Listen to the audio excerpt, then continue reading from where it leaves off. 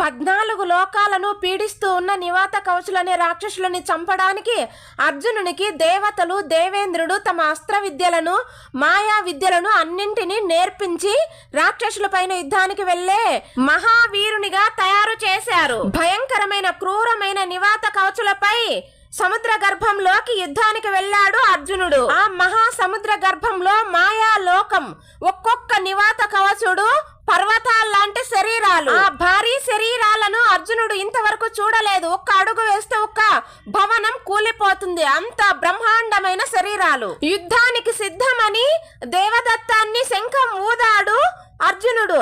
ఆ శంఖం యొక్క భయంకరమైన శబ్దానికి తట్టుకోలేక అందరూ రాక్షసులు ముందుకు వస్తారు యుద్ధానికి. అర్జునుడు ఆగ్నేయాస్త్రం ప్రయోగించగానే ఆ నివాత కవచుల బంగారు నగరం కాలిపోయి బూడిదైపోయింది. రాక్షసుల బంగారు నగరం కాలిపోయిన తర్వాత